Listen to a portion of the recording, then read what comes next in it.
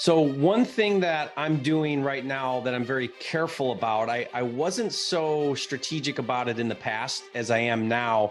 When I'm looking at virtual markets, and this could be a market that you want to do virtually where you're going to choose a specific market and you're going to learn that market and you're going to hone in, do your marketing there, do your lead gen, build your cash buyer list, all those things virtually. Or if you've got more of a blanket model where a lead comes in, you don't really care where it's coming from, and you're going to try to work a deal that way. A lot of people do that. What I want to do is I want to make sure that I'm meeting some specific criteria.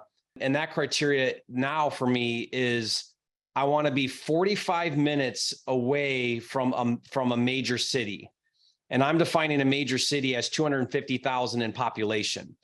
So what I found is if I get outside of 45 minutes driving distance from a major city, 250,000 minimum population, then what happens is your buyer pool drops off significantly.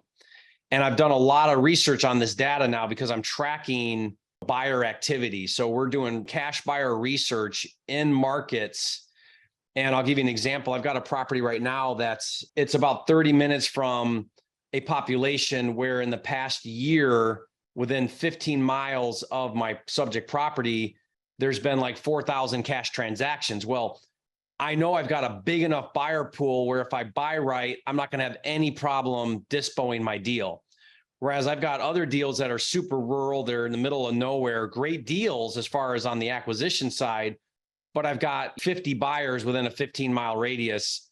And so to work that deal, I'm going to have to contact every single one of those buyers. I'm going to have to put it on the MLS and hopefully I can find an outlier, somebody that wants it. It's just going to be a lot of work. So some deals are great deals, but they're just so much work to dispo. And I want to be where I'm buying good enough to where when I put that thing out to the market, it's gobbled up instantly. Like there's a buy now button and it's gone because I've got such a big buyer pool. So now I'm thinking about, I'm like buying with the end in mind, right? I'm buying thinking about, well, who's my ideal buyer? And I want that thing to be bought in the first day. If you look at, I've talked to a lot of them, if you look at the top wholesalers in the industry nationwide, their strategy is to dispo their deal in 48 hours. If they don't have that deal moved in 48 hours, they're either not in a good market or their price, they didn't offer it as good enough of a deal.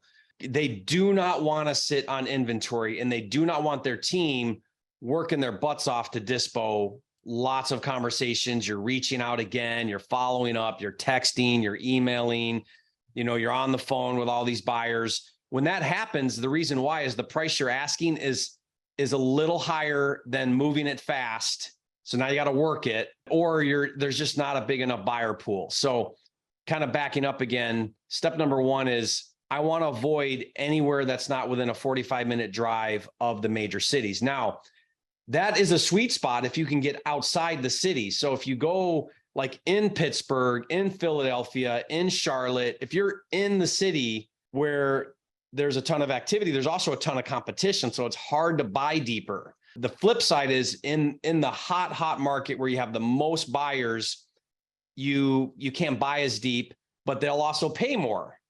All right. So I'll talk about some formulas I'm using here in a second. But when you get about that 30-minute to 45-minute outside the city, and now you're in I call them outlier towns, not too far, not an hour and a half, but 45 minutes, your competition drops off drastically on acquisitions. And yet you still can tap into the same buyer pool because the big city buyers will go 45 minutes away. They're fine to drive 45 minutes for a deal. They may not be targeting there, but when you bring them that deal and they map it and they're like 45 minutes, I'm interested. So I found that there's a little bit of a sweet spot, 30 to 45 minutes away. You can get the deeper buys, not one-offs, but like as a strategy, targeting outlier cities that are 30, 45 minutes away from the big city, the big populations, is a little bit of a sweet spot. No one's really targeting there aggressively. So like your direct mails are going to win there. Your PPC is going to win there. Winning meaning you're going to pay a lot less per acquisition than you are in the Phoenix, in the Chicago, in the big cities, right? Does that make sense? there's kind of like an opportunity there where you can really niche out and do really well. So that's first thing is 45 minutes within the big cities. I've always kind of felt that, but you said it in a perfect, most clear way. I've never heard it explained so clearly. Thank you. It's really where, a smaller wholesaler can win, because in most markets, I don't want to compete with the players that are doing 15 deals a month. They'll crush most people because they got marketing budgets, they got big teams, they're willing to make less, right? I'd rather make a bigger assignment fee, do less deals than try to compete with the players that are just going to pay more than me in the big markets, in the city markets. Been in the game a long time, almost 20 years. So been able to be around a lot of other people that are successful, other people that are getting started. And it's given me such a really great perspective on the business overall, which has been tremendous. Started doing real estate virtual. So I started wholesaling and flipping virtually, some time ago. I think 2013, we did a family RV trip for a year. At the time I had 6 kids. And I did it to force myself to figure out how to get out of my own way. I was doing a lot of deals in Michigan, and I kind of felt burned out, but I also felt like I was the bottleneck to my own success, which most people are. And when I left the market, it forced me to really learn how to run the business differently without me being there. And that was probably the best decision I ever made, because it allowed me to really try to focus on processes, systems, how to understand markets without being there, how to build teams that can do a lot of the heavy lifting, how to work on automation, all the things that you really need to do to create a business. Really it's technology and people, right? The right people, the right technology.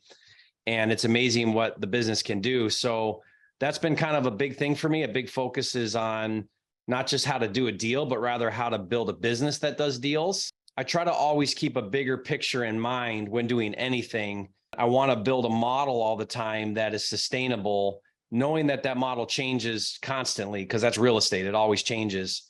And so that's why I'm really excited about the topic today, because what we talk about might be completely different the next time we talk, because things might have changed the next time we talk. And I kind of believe that if people really want to do well in real estate investing, you have to really adapt the mindset of change is good. Change brings growth. Change is where the money is. When the market does some kind of shift and we can adopt quickly, or we can adapt to those changes quickly, I've learned to really thrive in that type of environment. And I talk a lot about how to thrive in that environment.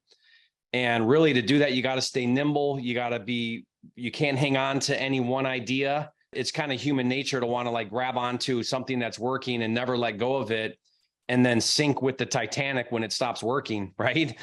I'm not married or committed to any one thing, because I know that one thing might not work tomorrow, and I'm okay to completely shift gears and do what is working tomorrow if it stops working, or when it stops working. So that means you got to be quick to navigate, right? Your team has to be so flexible all the time to pivot. So I'm always pivoting, but that environment I've learned to really love and thrive in. So if you're that type of person that can adapt quickly to change, I think this business is going to be really wonderful for you. You're going to love it.